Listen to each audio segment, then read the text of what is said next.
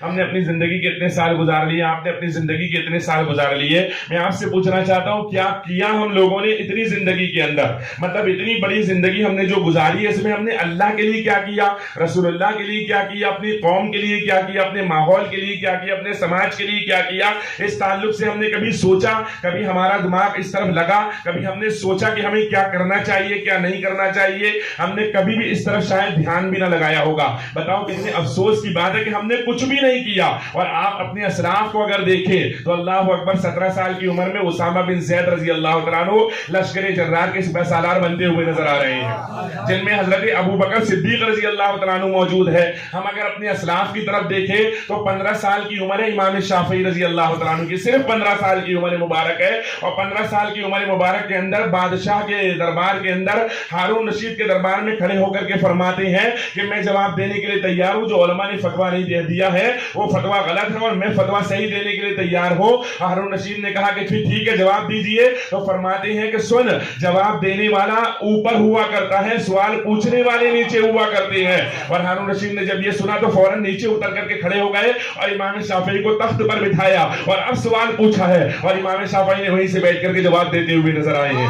ذرا غور تو کریں، ہمارے اسلاف کی زندگی دیکھیں، ہمارے اسلاف کی زندگی پر ہم ایک نظر ڈالیں۔ طارق بن زیاد کو دیکھیں، 17 سال کی عمر کے اندر اسپین کی سرزمین کو فتح کرتا ہوا نظر آ رہا ہے۔ ہمارے اسلاف کی زندگی اگر ہم دیکھیں تو حضرت امام محمد صرف 17 سال کی عمر میں، 15 سال کی عمر میں امام اعظم کی بارگاہ میں آتے، امام اعظم فرماتے میں اس کو ہی علم فقہ سکھاتا ہوں تو حافظ قرآن ہوا کرتا ہے، جاؤ پہلے حفظ قرآن کر کے آؤ۔ آپ واپس چلے جاتے ہیں، واپس جانے کے بعد ایک ہفتے بعد واپس آتے ہیں، امام اعظم فرماتے ہیں میں نے تم سے کہا تھا نا کہ جب تک حافظ قرآن نہ ہو جاؤ واپس مت آنا۔ فرماتے ہیں، عرض کرتے ہیں حضور میں ایک ہفتے تک کمرہ بن کر کے قرآن اتنا پڑھا کہ ایک ہی ہفتے میں حافظ قرآن بن کر کے آپ کی بارگاہ میں حاضر ہو گیا۔ یہ ہمارے امام محمد رضی اللہ تعالیٰ عنہ ہے۔ برادران ملت اسلامیہ، ہم اپنی زندگی پر غور کریں، ہم نے کیا کیا؟ جس امام اہل سنت کا نام لے لے کر کے نعرے لگائے جاتے ہیں، جن کی نعتیں پڑھ پڑھ کر کے ہم اپنے دامنوں کو بھرتے ہوئے نظر آ رہے ہیں، نوٹ کے ذریعے یا اور دیگر ذریعوں سے ہم لوگ جو امیر اور مالدار ہوتے ہوئے نظر آ رہے ہیں، میں آپ سے کہتا ہوں اس امام اہل سنت کی کون سی ادا ہم نے اپنے اندر اپنائی ہے؟ سرکار امام اہل سنت اعلیٰ حضرت کی کون سی ادا ہمارے اندر ہے؟ ہم نے 13 سال کے بچے کو دیکھے کچھ نہیں کرتا ہمارے یہاں کا، 14 سال کے بچے کو دیکھو کچھ نہیں کرتا ہمارے یہاں کا، 15 سال کے بچے کو دیکھو کچھ نہیں کرتا، 26 سال تک کچھ نہیں کرتا، 27 سال تک کچھ نہیں کرتا، بلکہ کہیں تو وہ ہے جو 40 سال تک کچھ نہیں کرتے ہیں۔ امام احمد رضا سے میں نے پوچھا آپ نے بھی کچھ کیا تھا؟ آپ نے کچھ کیا؟ تو امام احمد رضا کہتے ہیں کہ 13 سال 10 مہینے اور 5 دن کی عمر کے اندر میں مفتی بن چکا تھا، اور میں نے اپنے باپ کو ہٹا کر کے پوری زندگی اس کے اوپر سے وہ ذمہ داری اپنے کاندھوں پر لے لی تھی۔ ہمارے اسلاف تھے بھائی، ہمارے اسلاف نے تو یہ سب کارنامے کیے، ہم نے کون سا کارنامہ کیا؟ کبھی ہم نے سوچا؟ اسمارٹ فون ہمارے پاس آیا ہے، میں کچھ بولنا بھی چاہتا ہوں، غور کیجئے گا اس پر میں، اور اگر اللہ پاک عمل کی توفیق دے تو ضرور عمل کریں۔ اسمارٹ فون ہمارے پاس میں موجود ہے، ہم اس اسمارٹ فون کے ذریعے اگر چاہتے نا تو پوری دنیا کے اندر اسلام کا بول بالا کرتے ہوئے نظر آتے۔ آپ دیکھیں نا یار، غیروں کو دیکھیں، دیابنا کو دیکھیں، ابھی وہ ولی رحمانی کو میں دیکھ رہا تھا، ولی رحمانی کو سن رہا تھا، اس نے بھی 7 دنوں کے اندر 7 کروڑ روپے لوگوں سے اکٹھا کر لیے، اور اس نے جو ہے تو بڑی یونیورسٹی بنا لی۔ ہم نے کیا کیا یار؟ اس کی عمر کتنی؟ 22 سال کی عمر کا لونڈا ہے وہ، اور اتنے بڑے بڑے کام کرتا ہوا نظر آ رہا ہے۔ ہم نے کیا کیا؟ ہم نے کون سا کام کیا بتاؤ؟ ہم نے کبھی سوچا اس تعلق سے؟ ہم نے کبھی غور کیا اس تعلق سے؟ ہمارا پیسہ کہاں پر برباد ہو رہا ہے؟ ہمارا پیسہ کس جگہ لگ رہا ہے؟ کہاں لگ رہا ہے؟ کون سی جگہ لگ رہا ہے؟ ہم کیا کرتے ہوئے نظر آ رہے ہیں؟ کبھی اس طرف غور کیا ہے؟ حضرات میں آپ سے کہوں گا، یہ مثال بیٹھی ہوئی میرے سامنے، میں کسی اور کی تعریف نہیں، بلا وہ مبالغہ تعریف نہیں کرتا، لیکن یہ مثال بیٹھی ہوئی میرے سامنے، اس نے جو ہے نا لاک ڈاؤن کے اندر شادی کر کے اپنا سارا پیسہ بچا کر کے تجارت میں لگا کر کے کام کیا نا۔ برادران ملت اسلامی، اسی طرح اور بھی لوگوں کو میں نے دیکھا جنہوں نے لاک ڈاؤن میں شادیاں کی ہیں۔ ان کے والد سے میری بات ہوئی تھی، انہوں نے کہا ہم نے 10 لاکھ روپے رکھے تھے کہ اس کی شادی کے اندر خرچ کریں گے، لیکن 35,000 روپے کے اندر ہماری شادی ہو گئی۔ برادران ملت اسلامی، آپ غور کریں، وہ جو 9 لاکھ روپے بچے ہوں گے وہ کس کام نہیں آئے ہوں گے؟ بہت سارے کام آئے ہوں گے۔ تو آج امت کو سوچنے کی ضرورت ہے کہ نہیں ہے؟ لیکن اللہ اکبر، یہ تو خیر خوش نصیب ہے نوشا میاں کہ ان کے یہاں پر مصطفیٰ سرور کائنات کی محفل سجی ہوئی ہے، یہ تو خوش نصیبی ہے ان کی۔ اور میں تو یہ بھی کہتا ہوں یار کہ ان کی کیا، ان کی نہ اوقات ہے نہ ان کی اوقات ہے نہ ہماری اوقات ہے، تو رسول اللہ جس کے چاہے، جس کے گھر چاہے اس کے گھر پر محفل سجا لیا کرتے ہیں۔ یہ تو حضور کی مرضی ہے نا، حضور چاہیں تو کروائیں، میں چاہوں تو میرا ذکر کرواؤں گا، میں نہیں چاہوں تو میرا ذکر کون کرے گا؟ اگر مجھ میں اچھائی ہوگی تو میرا ذکر کیا جائے گا، اور رسول اللہ میں تو پھر وہ اچھائی ہے کہ ان کی جیسی اچھائی کسی میں نظر ہی نہیں آتی ہے، رسول اللہ جیسا تو کوئی ہے ہی نہیں نا، تو پھر یہ تو اللہ کا شکر ہے۔ تو یہی یہاں دیکھے تو یہ محفل سجائی گئی، ورنہ اور بھی دیکھے کہیں پر نہ جانے ناچ گانے اور پتہ نہیں کتنے سارے کاموں میں میں کبھی کبھی دیکھتا ہوں تو سوچتا ہوں کہ یار قوم کو ہوا کیا ہے یار، ان کو کب ہوش آئے گا؟ پوری دنیا کے لوگ ہوش میں آ چکے ہیں، لیکن یہ قوم نہ کل ہوش میں آئی نہ آج ہوش میں آئی۔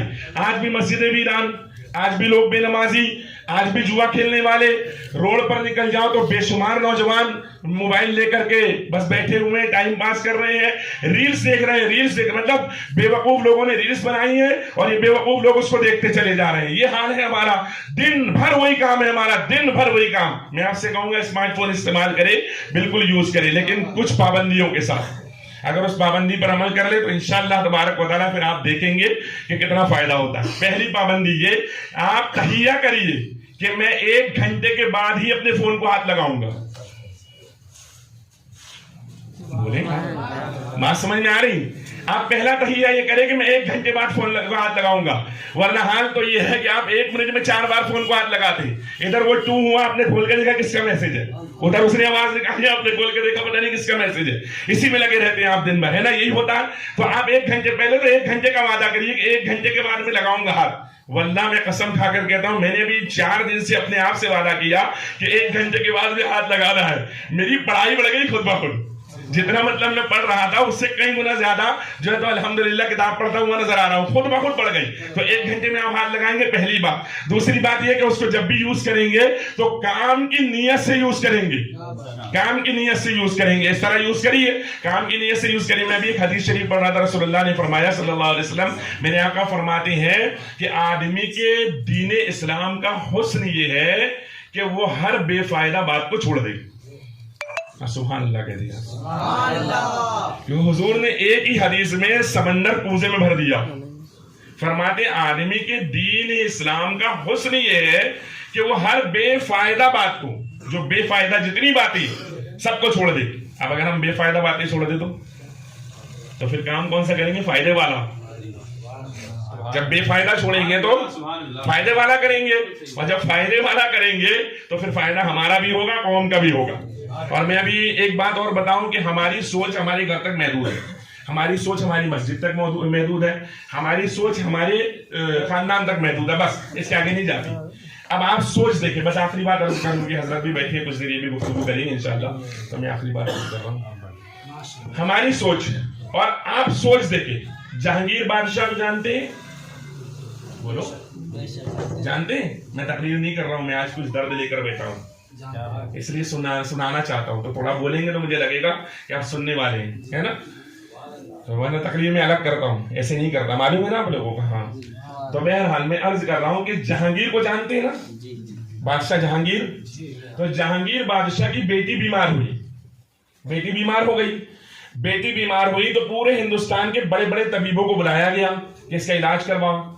علاج سب نے کیا، کوئی علاج سے افاقہ نہیں ہوا، فائدہ نہیں ہوا۔ ایک طبیب آیا جو یورپ کا رہنے والا تھا، اس نے آ کر کہا میں علاج کروں گا اور ٹھیک ہو جائے گی۔ بادشاہ نے کہا ٹھیک ہے علاج کر دو، اس نے علاج کیا، وہ ٹھیک ہو گئی۔ بادشاہ نے کہا مانگو کیا مانگنا ہے، آپ سوچ دیکھیے، بادشاہ نے کہا مانگو کیا مانگنا ہے۔ وہ چاہتا ہیرے مانگتا، جواہرات مانگتا، سونا مانگتا، چاندی مانگتا، ڈھیر لگا دیتا بادشاہ، اس کی 7 پشتے کھاتی اتنا دیتا۔ لیکن بادشاہ نے پوچھا مانگو کیا مانگتے ہو، تو اس نے مانگا کیا معلوم ہے؟ اس نے مانگا یہ کہ بادشاہ سلامت میری قوم جو رہتی ہے نا ادھر یورپ میں، ان کو ہندوستان میں تجارت کرنے کی اجازت دے دو، بس بات سمجھ رہے ہیں آپ؟ تجارت کرنے کی اجازت دے دو۔ تو بادشاہ نے کہا یہ تو کوئی معمولی بات ہے، ہاں دے دی اجازت۔ اب انگریز آنا شروع ہوئے، وہاں سے ایسٹ انڈیا کمپنی آئی، یہ ایک اس کی دور اندیشی تھی۔ اس نے کہا بادشاہ سے کہ میری قوم کو اجازت دو، بادشاہ نے قوم کو اجازت دیا، وہی قوم یہاں آئی اور 200 سال یہاں پر حکومت کر کے گئی، وہی قوم بادشاہ کی اجازت لے کر کے آئی، ایسٹ انڈیا کمپنی۔ تو اس نے اپنی قوم کے بارے میں سوچا ہم اپنی قوم کے بارے میں سوچتے ہیں؟